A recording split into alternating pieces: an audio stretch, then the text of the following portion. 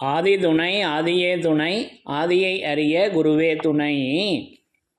மரளி கைதீண்டா சாலை ஆண்டவர்கள் மெய்மதம் மெய்மன ஞானம். பாதலட்சணம் போதலட்சணம் பால்முப்பாழின் லட்சணம்.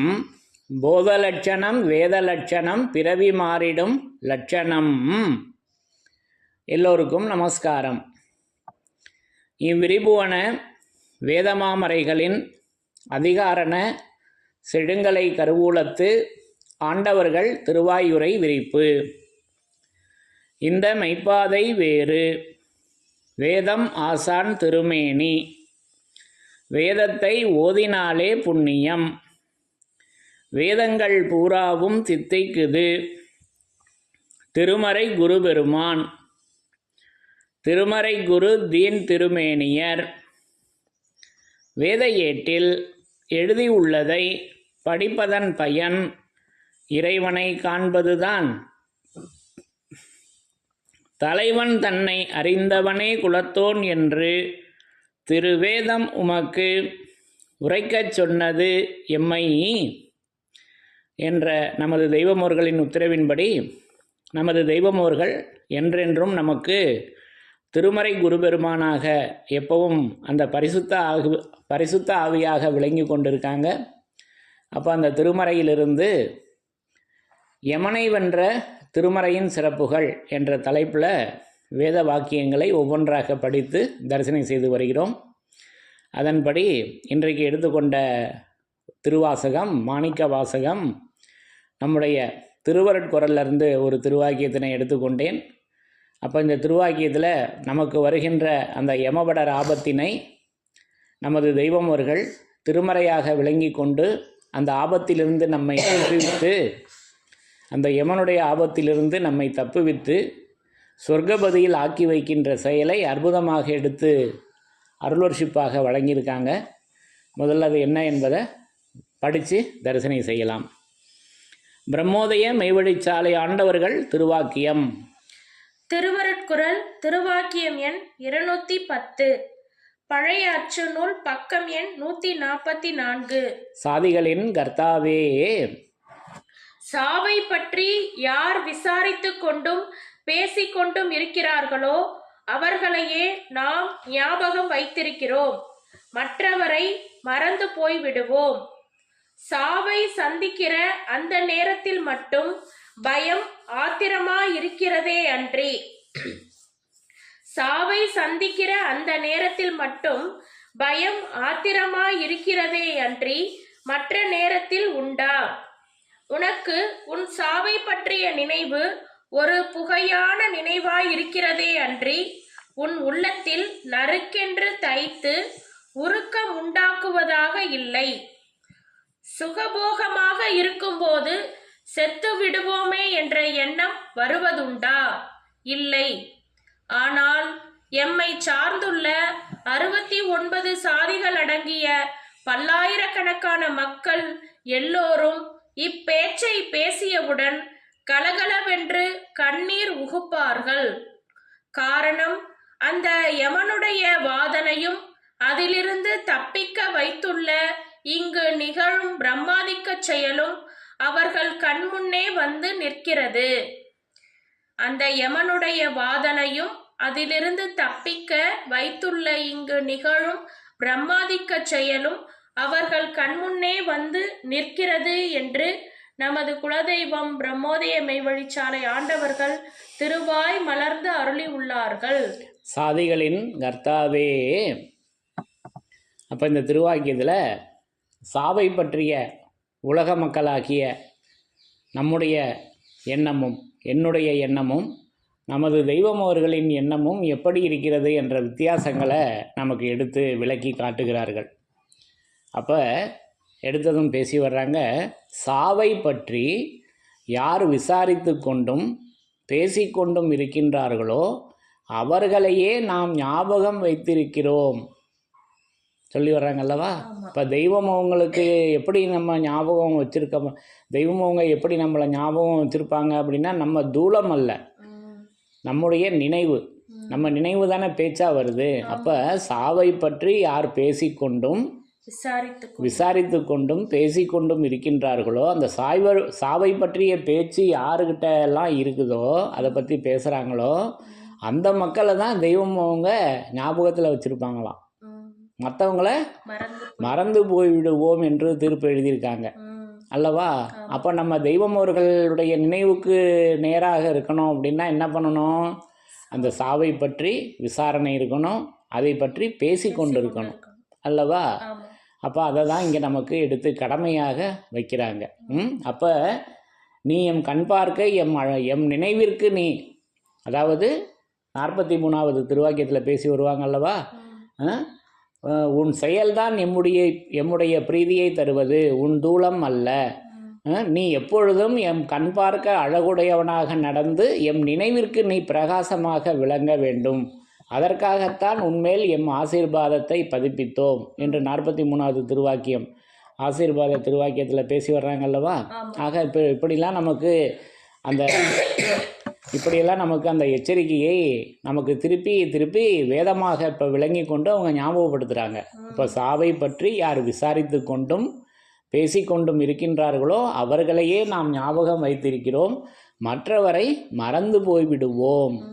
ஏன் அப்படின்னா அதற்கான காரணத்தையும் சொல்கிறாங்க. என்ன காரணம்? எனக்கு என்னுடைய நினைவு, சாவை பற்றிய நினைவு எப்படி இருக்குதுன்னா ஒரு உபமானத்தை சொல்கிறாங்க. ஒரு புகையான நினைவாக தாங்க இருக்குது. இப்போ ஒரு குப்பையை எரிக்கிறோம், ஏதாவது ஒன்று எரியுதுன்னு வச்சிங்களேன். இப்போ நம்ம நெருப்பு பற்ற வச்சு எரிக்கிறோம்னு வச்சிங்களேன், அப்போ அந்த புகை கிளம்புது. கொஞ்சம் தூரம் வரைக்கும் தெரியும், மேலே போகும் இல்லவா, ஆகாயத்தை நோக்கி அந்த புகை போகுது. கொஞ்சம் தூரம் தான் தெரியும், அதுக்கப்புறம் அது 2.5 கலந்துருது. அப்போ அந்த புகையான நினைவாகத்தான் இருக்குது, காத்தோட 2.5 கலந்துருது அல்லவா? அதை தான் இங்கே பேசி வர்றாங்க. படிங்க அதை. சாவை சந்திக்கிற அந்த நேரத்தில் மட்டும் பயம் ஆத்திரமா இருக்கிறதே அன்றி. எனக்கு எப்ப பயம் இருக்குதுன்னா சாவை சந்திக்கிற அந்த நேரத்துல தான் அந்த பயம் இருக்கு, ஆத்திரம் இருக்குது. எல்லா நேரமும் இருக்குதா? இல்லவே இல்லைங்க. எனக்கு இல்லை, எனக்கு அந்த நினைவு இல்லை. சாவை சந்திக்கிற அந்த நேரத்தில் மட்டும் பயம் ஆத்திரமா இருக்கிறதே அன்றி மற்ற நேரத்தில் உண்டா? மற்ற நேரத்தில் உண்டா? மற்ற நேரத்தில் இன்பம்னு நான் உலக ஆயுத இன்பம் இருக்கல்லவா, இதை தான் நான் பெருசாக நினச்சிட்டு இருக்கேன். என்னை நான் பார்க்கிறேன். இது ஒவ்வொருவருக்கும் தான் இதை நமக்கு தெய்வம் எடுத்து சொல்கிறாங்க. நான் இப்போ என்னை நான் இப்படி பார்க்குறேன், தன்குற்றம் பார்க்கிறேன். உனக்கு உன் சாவை பற்றிய நினைவு ஒரு புகையான நினைவாய் இருக்கிறதே அன்றி உன் உள்ளத்தில் நறுக்கென்று தைத்து உருக்கம் உண்டாக்குவதாக இல்லை. பாருங்க, அப்ப உனக்கு உன் சாவை பற்றிய நினைவு ஒரு புகையான நினைவாய் இருக்கிறதே அன்றி. இப்ப அந்த ஓமானம் பார்த்தோம் அல்லவா, அந்த புகை கொஞ்சம் தூரம் தான் தெரியுது, அப்புறம் தெரிய மாட்டேங்குது. அதே போல் அந்த சாவை சந்திக்கிற அந்த நேரத்தில் மட்டும் எனக்கு பயம் ஆத்திரமா இருக்கே தவிர மற்ற நேரத்தில் இருக்கா? உலக இன்பங்களை இன்பம்னு நான் நினச்சிக்கிட்டு இருக்க துன்பத்தை அனுபவிக்க போயிடுறேன். நான் அனுபவிக்கிறது துன்பம் தான், அது இன்பம் இல்லை. ஆனால் அதுதான் இன்பம்னு நான் நினச்சிக்கிட்டு அந்த வழியில் நான் போயிடுறேன் அல்லவா? அதை தான் இங்கே மின்னி காமிக்கிறாங்க. அப்போ அந்த சாவை சந்திக்கிற அந்த நேரத்தில் மட்டும் பயம் ஆத்திரமாக இருக்கிறதே அன்றி மற்ற நேரத்தில் உண்டா? அப்போது சாவை சந்திக்கிற அந்த நேரத்தில் மட்டும், அப்போது அதை இங்கே நமக்கு மீண்டும் எடுத்து கொடுக்குறாங்க அல்லவா, பயம் உருக்கமாக இருக்கிறதே அன்றி மற்ற நேரத்தில் உண்டா என்று கேட்டு, உன் சாவை பற்றிய நினைவு ஒரு புகையான நினைவாய் இருக்கிறதே அன்றி உன் உள்ளத்தில் நறுக்கென்று தைத்து உருக்கம் உண்டாக்குவதாக இல்லை. அப்போ அந்த சாவை பற்றிய நினைவு எப்படி இருக்கணும்னு சொல்லி வர்றாங்க. என்னோட உள்ளத்தில் நறுக்கென்று தைத்து உருக்கம் உண்டாக்குவதாக இருக்கணுங்க. அப்படி இருக்குதா? என் உள்ளத்தில் இல்லை. அப்போது நறுக்கென்று தைக்கணும். அப்போ நறுக்கென்று தைப்பதற்காக தெய்வம் ஒரு கருவியை கொடுக்குறாங்க.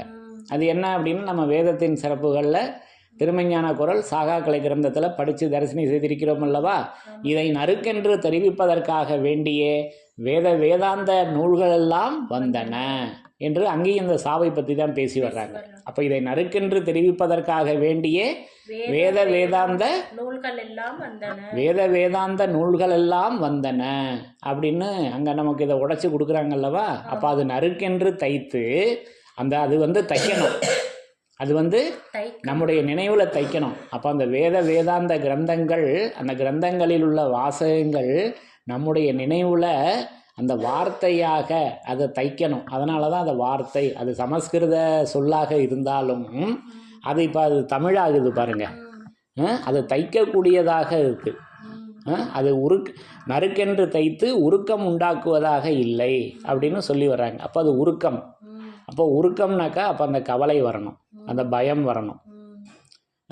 இப்போ நமக்கும் ஒரு நாள் நடக்க போகுதே, அப்போ அது இப்போவே நடந்துருச்சுன்னா எப்படி? இப்போவே நடந்துருச்சுன்னா நம்ம அதுலேருந்து தப்பிச்சுக்கணுமே. இஜீவிய வாழ்விலேயே முயற்சித்து அடைய வேண்டிய பெரும் பயன். ஆகவே இப்பொழுதே தேவனாக ஆக முயல வேண்டும். நாளைக்கல்ல, இப்போவே செய்யணுன்றாங்க. ஆனால் என்னுடைய நினைவு எப்படி இருக்குது? அதெல்லாம் இன்னும் நமக்கு வயசு இருக்குது, பின்னாடி பார்த்துக்கலாம் அப்படின்னா, பின்னாடி பார்த்துக்கலான்னா யார் இருக்கா? யமன் தான் இருக்கான் பின்னாடி பார்த்துக்க, அல்லவா? அப்போ அந்த ஜாக்கிரதை, அந்த பயம் நமக்கு வேணும். அப்போ உன் உள்ளத்தில் நறுக்கென்று தைத்து உருக்கம் உண்டாக்குவதாக நமக்கு வரணும் என்பதை இங்கே தெய்வம் வலியுறுத்தி மின்னி காமிக்கிறாங்க.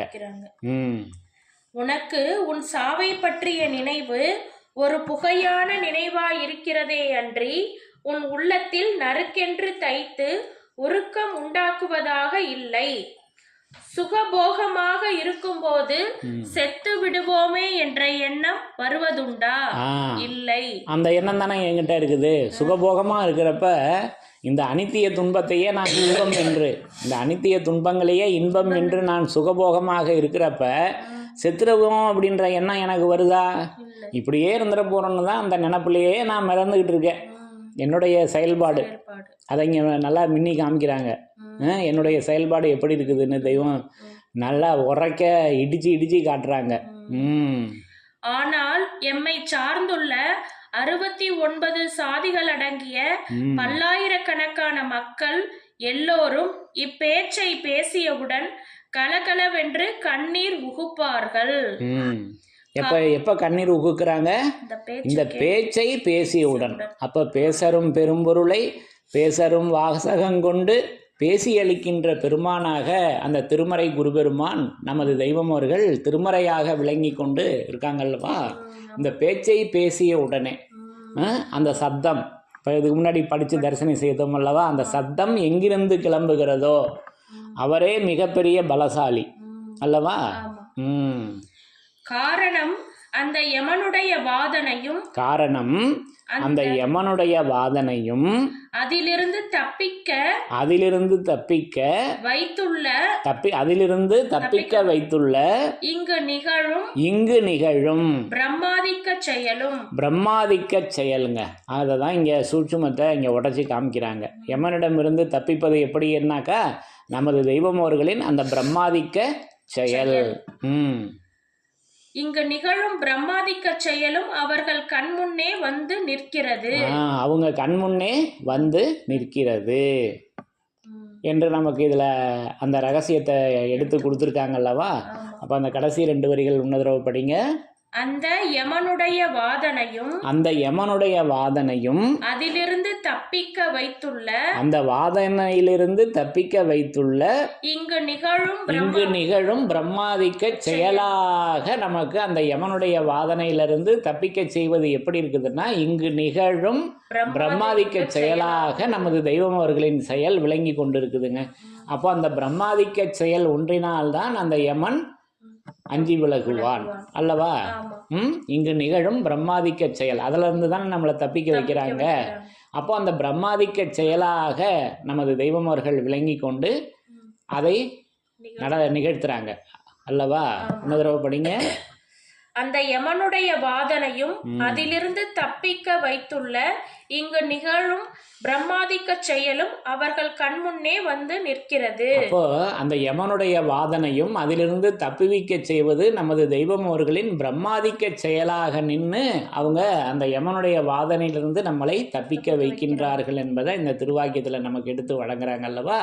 அப்போ பிரம்மாதிக்க செயல், அப்போ அந்த பிரம்மம் தான் ஆதிக்கம் பண்ணணும்.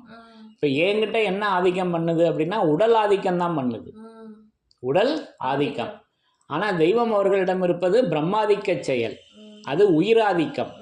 அதை நமக்கு வேதமாமறையில் பேசி வர்றப்ப பிரம்மம்னு ஒரு வாசகம் இருக்குது, ஆதிக்கம்னு இருக்குது. அப்போ அந்த ஆதிக்கத்தை பற்றி பேசி வர்றப்ப உயிராதிக்கம் அப்படின்னு பேசி வர்றாங்க. அப்போ உயிராதிக்கம் என்பதை பற்றி விளக்கி பேசி வர்றப்ப அதை வேதத்தின் சிறப்பாக அந்த பிரம்மாதிக்கத்தை நமக்கு வழங்குறாங்க. அப்போ அது புது உலகம் புறப்பிப்பான் வேண்டி திருவருட்குறள் 3வது திருவாக்கியம் மரளிகை தீண்டா சாலை ஆண்டவர்கள் மெய்மத உதயமான திருநாளில் பேசி வர்றாங்க. புது உலகம் புறப்பிப்பான் வேண்டி பேரருள் ஆயுதங்களை சத்திய யுகப்பரிசு தேவ சன்னதங்களாக பெற்று ஆசீர்வாத கங்கணமும் பூண்டு பூர்த்தியானதும் சர்வ வேதங்களினுடைய உயிராதிக்க பதவிகளை எல்லாம் எம் இதயாசனத்தின் கண்ணே நிரம்ப பதிப்பித்து. அதுதாங்க அந்த பிரம்மாதிக்க செயல். சர்வ வேதங்களினுடைய உயிராதிக்கம். அப்போ அந்த உயிர் தானே பிரம்மம். அந்த பிரம்ம வித்தை. அப்போ பிரம்ம வித்தை எது? 29வது திருவாக்கியத்தில் தேவநாட்டிற்கு செல்லும் அந்த உடலை பிரிப்பது, பிறகு இந்த அழிவுடலில் சேர்ப்பது ஆகிய செயலை ஒரு குருநாதர் சன்னதியில் பழக வேண்டும். நமது திருமறை அனைத்தும், வேதாந்தம் அனைத்தும், நமது அனுபவம் அனைத்தும் இதைத்தான் குறிப்பிடுகின்றன. இந்த செயலுக்கு பிரம்மவித்தை என்று பெயர். எந்த செயலுக்கு? அந்த வேதத்துக்கு, வேதாந்தத்திற்கு, நமது தெய்வம் அவர்களின் அனுபவத்திற்கு அல்லவா? அப்போ அந்த அனுபவம் தான் நமக்கு இறைவனுடைய அருட்பிரவாகத்தினாலே அவனுடைய திருமறைகளில் எல்லாம் ஊன்றியிருக்கும் திருவாக்கின்படியே மேலே கூறி வந்துள்ள குருமகான்கள் என்னும் நித்திய சூரியர்களாகிய பாரவான்கள் மக்களுக்கிடையில் பிறங்குவார்கள் என்பது வேதாந்த கிரந்தங்களின் அனுபவம். வேதாந்த கிரந்தங்களின் அனுபவ சாட்சியாக மக்கள் அனைவரும் ஒப்புக்கொண்டு வருவது சத்தியம் என்று நமக்கு ஆதியோதய பருவத்தை நிறைவு செய்கிறாங்க இந்த வாசகத்தோட அல்லவா? அப்போ அவர்களுடைய அனுபவம் வேதாந்த கிரந்தமாக அல்லவா இருக்கிறது. அது அல்லவா பிரம்மாதிக்க செயல், அதல்லவா பிரம்ம வித்தை, அதல்லவா நமக்கு உயிராதிக்க பதவியாக இருக்குது. அப்போ இப்போ நம்மக்கிட்ட ஆதிக்கம் பண்ணுவது உயிராதிக்கம். நம்முடைய உயிரன்னா அது தெய்வத்தினுடைய உயிர், அதற்கு பெயர் தான் நம்முடைய உயிர். ஆனால் என்கிட்ட இவ்வளவு நாள் ஆதிக்கம் பண்ணது இந்த உடல் ஆதிக்கம், அதுதான் யமனுடைய ஆதிக்கம் தான் இருந்தது அல்லவா? அப்போ இந்த வித்தியாசங்களை நல்லா உணரணும். அப்போ இதுகாலம் இத்தேவ பூமியில் செயலில் நடந்தேறி கொண்டிருக்கும் சாகாக்கலை என்னும் பிரம்ம வித்தையை. அப்போ அந்த பிரம்ம வித்தை அதுதான் பிரம்மாதிக்க செயல் அல்லவா? அது சாகா கலையாக இருக்குது. அப்போ அந்த சாகா கலை கிரந்தமாக அல்லவா இருக்குது. இப்போ எல்லாம் நமக்கு நேராக கொண்டு கொடுக்குறாங்க அல்லவா? அப்போ சாகாக்கலை என்னும் பிரம்ம வித்தையை மக்கள் உள்ளங்களில் ஊனி பதிப்பிக்க எழுந்த இந்த மெய் கிரந்தமானது. அப்போ மக்களுடைய உள்ளங்களில் ஊனி பதிப்பிக்க எழுந்தது மெய் கிரந்தமாக, அந்த மெய் கிரந்தமாக அல்லவா இருக்கிறது. ஆக இப்படி நமக்கு அந்த யமனிடமிருந்து தப்புவிக்கின்ற செயலை பிரம்மாதிக்க செயலாக நமக்கு வழங்கி வர்றாங்க அல்லவா? அந்த யமனுடைய வாதனையும் அதிலிருந்து தப்புவிக்கக்கூடிய இங்கு நிகழும் பிரம்மாதிக்க செயலை இப்படி நமக்கு திருமறையாக, அது உயிராதிக்க பதவியாக, அது வேதாந்த உயிராதிக்கமாக நமக்கு அதை வேதாந்தமாக எடுத்து வச்சிருக்காங்க அல்லவா? சர்வ வேதங்களினுடைய உயிராதிக்க பதவிகளை எல்லாம் எம் இதயாசனத்தின் கண்ணே நிரம்ப பதிப்பித்து மீண்டும் நமக்கு 322வது திருவாக்கியத்திலையும் எமது குருபிரான் அவர்களே கதி என பின்தொடர்ந்து சுமார் 20 ஆண்டுகள் அவர்களோடு பிரியாமல் இருந்து சர்வ வேதங்களினுடைய உயிராதிக்க பதவிகளை கை கொண்டு தாங்கள் பெற்றிருக்கின்ற சர்வஞத்தன்மையின் நிரந்தர மகிழ்ச்சியினாலே என்று பேசி வர்றாங்க. அப்போ ஆக இப்படி அந்த பிரம்மாதிக்க செயல், அந்த யமனுடைய வாதனையிலிருந்து தப்புவிக்க செய்வது அந்த பிரம்மாதிக்க செயலாக இருக்குது. அந்த பிரம்மாதிக்க செயல் அது சர்வ வேதங்களினுடைய உயிராதிக்க செயலாக இருக்கின்றது என்பதை நான் இந்த திருவாக்கியத்தின் மூலம் உணர்ந்து கொண்டேன் என்று கூறி, இப்படி ஒவ்வொரு இடங்களிலும் நமது தெய்வம் அவர்கள் திருமறையாக விளங்கி கொண்டிருக்கின்றார்கள் என்பதையும் நமக்கு எடுத்து நிரூபணை செய்து அந்த யமவாதையிலிருந்து தப்புவிக்கின்றதை தங்கள் இங்கு நிகழும் பிரம்மாதிக்க செயலாக நமக்கு படைத்து வைத்துள்ளார்கள் என்று கூறி யமனை வென்ற திருமறையின் சிறப்புகள் தொடரும். தலைவன் தன்னை அறிந்தவனே குலத்தோன் என்று திருவேதம் உமக்கு உரைக்கச் சொன்னது எம்மை. யமனை வென்ற திருமறையின் சிறப்புகள் தொடரும். எல்லோருக்கும் நமஸ்காரம்.